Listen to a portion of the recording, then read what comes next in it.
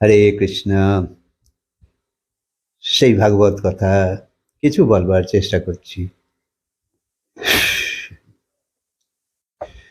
কত রকম ভাবে মানুষ সুখ খুঁজছে, কিন্তু হাতে সেই পরিতৃপ্ততা সেইটা আসছে না। তাই সাত্ত্বিক চিন্তন আর প্রীতিপূর্ণভাবে যদি ভগবানের স্মরণ করতে থাকো, তাহলে নিশ্চিত তুমি কিছু ভালো ফল পাবে। তোমার মধ্যে আনন্দের সাগর বয়ে চলেছে, কিন্তু তুমি জানো না, বুঝতেও পারছো না। কারণ এই জগতে যা কিছু পাওয়া যায়, তাই পাবার জন্যেই তুমি আচ্ছন্ন হয়ে আছো। আবার সংসারে দুঃখ কষ্ট ইত্যাদি না থাকলে এই শাস্ত্রকেও তো কেউ আদর করতো না। থেকেই তো সবাই শিখেছে। যত মহাপুরুষ আছে সবাই থেকেই শিখেছে।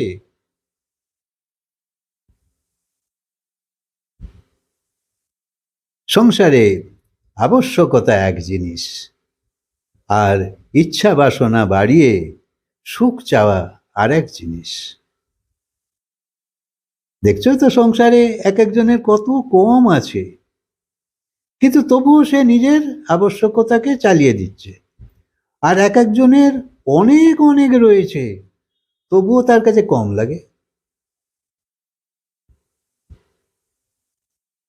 তৃপ্তি নেই। তুমি প্রমোশন পেলে তো সুখী হবে বলে ভাবছো, কিন্তু তোমায় যে প্রমোশন দিল সেও দুঃখী।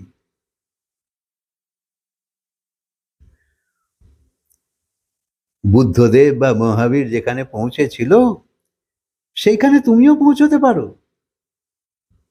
শুধু অন্তর্মুখী হয়ে অনুভব করো।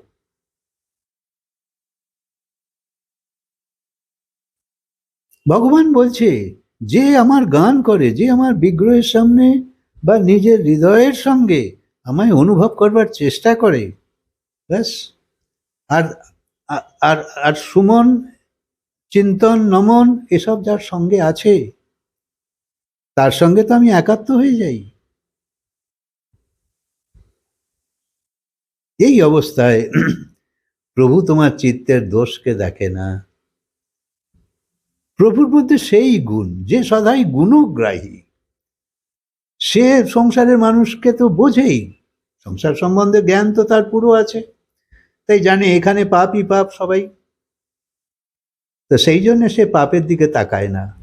সে দেখে যদি একে একটুখানি তুলে নেওয়া যায়, কিছু ভালো করছে তো একে তারিফ করো, কিছু ভালো করছে একে তারিফ করো, যাতে সে আরো করে আরো করে। তাই ভগবান সুফল দেবার জন্যে, আনন্দ দেবার জন্য সদাই উৎসাহিত। তাই তোমার মধ্যে সেই চিত্তে, তোমার চিত্তে সেই প্রেম রস যাতে এসে যায়, তারই জন্যে ভগবান তৈরি থাকে। ভগবানের কর্ম, সদাচার, সদ্বিচার, সৎ ধর্ম থেকে তোমার সংকল্প শক্তি আসবে। ভালোভাবে নিজেকে জোড়ো। শুভ সংকল্পের সামর্থ্য আসতে থাকলে তোমার অন্তঃকরণে আপনা আপনি সুখের সঞ্চার হবে। ভালো ভালো ভাবতে থাকো, তোমার মন আনন্দে থাকবে। সহজ কথা। যেমন মীরার অন্তর ছিল সদাই কৃষ্ণ নামে মেতে আছে। তোমার হৃদয়ের সুখ, আনন্দ, শান্তি, পবিত্রতা সব বাড়তে থাকবে। আর অত্যাচার, অনাচার, পাপাচার, ব্যভিচার এসব যদি তোমার ভেতরে খালি থাকে, তোমার মধ্যে কোনো সুষ্ঠু পরিকল্পনা আসবে না, সুন্দর চিন্তা ভাবনা আসবে না। তোমাকে অশান্তির মধ্যে জুড়ে রেখে দেয়। তখন তোমার প্রভাবও চলে যায়, পুণ্যও চলে যায়, অর্থাৎ তুমি নিজের ক্ষতি নিজেই করে চলেছ। তাই যে হৃদয়ে প্রভুর চিন্তনকে বসিয়ে নিয়েছে, জানবে সে প্রভুকে কিনে নিয়েছে।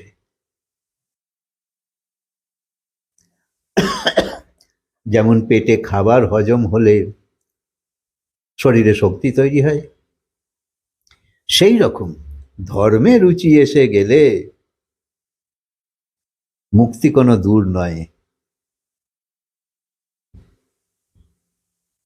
খুব ভালো করে এই কথার সঙ্গে সঙ্গী হয়ে যাও। মোটা মোটা বই পড়তে বলিনি, পড়লে বুঝবেও না। বইয়ে পড়ছো যে ভগবানের চোখ নেই তবু সব দেখতে পায়, ভগবানের পা নেই তবু যেখানে ইচ্ছে যেতে পারে, তুমি তো মুশকিলে পড়ে যাবে।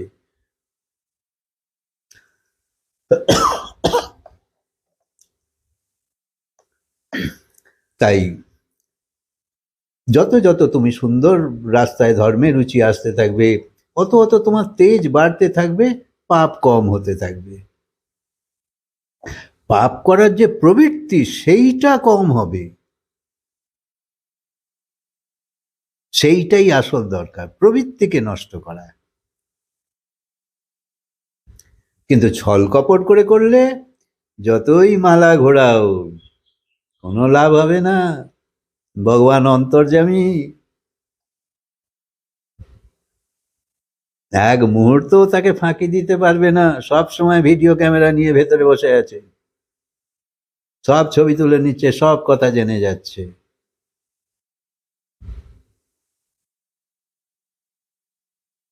তাই সংসারে অনেক রাজা মহারাজা তো হয়েইছে, কিন্তু তারা কেউ কারুর শান্তির জন্য কিচ্ছু করতে পারেনি।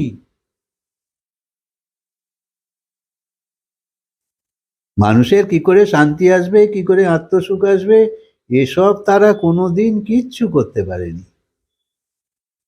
কারুর মুক্তি হয়নি তাদের দ্বারাই। তাই সুখ দুরকম, এক হচ্ছে অমর সুখ, এক হচ্ছে মৃতক সুখ। অমর সুখ মানে যে সুখ আসবে আর যাবে না, আর মৃতক সুখ মানে যে সুখ আসবে খালি খালি মরে যায়। তাই ইন্দ্রিয়, বিষয় এবং মনের সংযোগে যে সুখ পাওয়া যায় সে সব মৃতক সুখ। সব ভালো ভোজন করলে, ইন্দ্রিয় হলো রসনা মানে জীব, জীব ইন্দ্রিয়, জ্ঞান ইন্দ্রিয়। এই জ্ঞান ইন্দ্রিয়, এই জীব যে ভালো ভোজন করলো, স্বাদ নিল,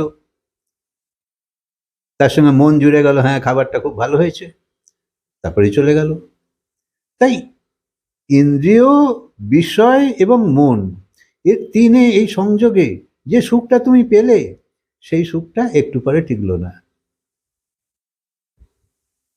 তাই একে মৃতক সুখ বলে। জগতের সুখ মানুষকে ভোগের দিকে নিয়ে যায়, তোমাকে মৃত্যুর দিকে নিয়ে যায়। তোমার খালি দায়িত্ব বাড়তে থাকে, যত কিছুই তুমি করবে অত তো তোমার দায়িত্ব বাড়ছে, মাথায় বোঝা, আর তুমি কষ্টের দিকে যাচ্ছ। হালকা কোথায় হচ্ছ, ভারী হচ্ছ তো। সবকিছুরই তো চিন্তা করতে হবে যত থাকবে, কিন্তু তুমি বাড়াতেই চাও, অর্থাৎ চিন্তিত হতেই চাও।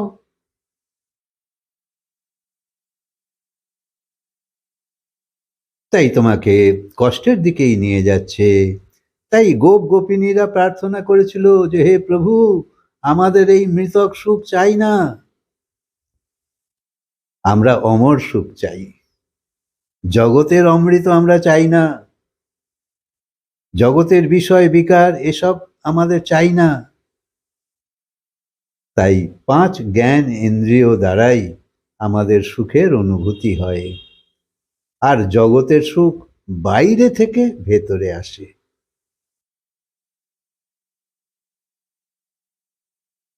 আর ভেতরে এলে তোমায় পীড়িত করে, পাবার জন্যে আকাঙ্ক্ষা তৈরি হয়, কামনা তৈরি হয়। তুমি তো দেখলে বাইরে, কামনা তৈরি হচ্ছে ভেতরে। তাই বাইরে থেকে সেইটা আসছে যে সুখ পাওয়া যাবে, আর তুমি পীড়িত হচ্ছ। কিন্তু ঈশ্বরীয় সুখ, ঈশ্বর তো ভেতরে আছে, ঈশ্বরীয় সুখ ভেতর থেকে বাইরে আসে। দেখো তুমি টাইগার হিল দেখলে, সূর্য ওঠা দেখলে, খুব আনন্দ লাগলো তোমার, খুব ভালো দেখেছো। সে আনন্দ করতে গেলো এই তোমার ভেতর থেকে, দেখেই বাইরে সেই সুখটা প্রকট হলো। বাহ কি সুন্দর! তাই ঈশ্বরীয় সুখ ভেতর থেকে বাইরে আসে আর তোমায় সুখময় করে, আনন্দময় করে, তোমায় বুদ্ধিমান করে, তোমায় সুবিচারের ধনী বানিয়ে দেয়। যত পারো এই কথার সঙ্গে জুড়তে থাকো ভগবানের সঙ্গে, তবেই তোমার জোড়াটা সহজ হয়ে যাবে। এই এই তোমাকে ভক্তের সাধনা এই। আর যখন তুমি এসব কথা শুনতে চাইবে, অনেক বিঘ্ন আসবে। মন তো বিরোধিতা করবেই, খালি এটা ফালতু কথা শুনে কি হবে। অন্যরাও অন্যভাবে, নানাভাবে বাধা সৃষ্টি, সমস্যা তৈরি। তবু পাওয়া হারানো বা হার জিত এসবেও তখন সন্তুলিত থাকো, ব্যালেন্স রাখো নিজের। কারণ ঠোকর খেতে খেতেও যে নিজেকে সামলাবার চেষ্টা করে সেই ভক্ত হয়ে যায়। কারণ আমরা সবাই মায়াবদ্ধ জীব। মায়া মানে সংসার আবদ্ধ আমরা, সংসার আমায় বেঁধে রেখেছে।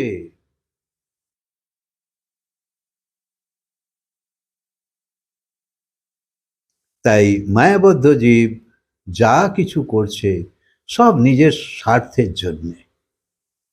আমরা স্বার্থ ছাড়া কোনো কাজ করি না। আর মায়াতীত হলো মহাপুরুষ আর ভগবান, এরা সবসময় অপরের জন্য করে। তাই মানুষ ভগবান প্রাপ্তি না হওয়া পর্যন্ত যা কিছু করে তা সুখ পাবার জন্যেই করে। তাই যখন তুমি নিজেই সুখের ভিখিরি, তো তখন তুমি অপরকে সুখ দেবে কি করে? তাই ভগবানের সঙ্গ করো, সৎসঙ্গ করো, সদ্গুরু সঙ্গ করো, তোমার জীবনে এটাই চরম ধন্যতা এনে দেবে। হরে কৃষ্ণ। কথাকে আজকে বিরাম দিই, আবার বলবো।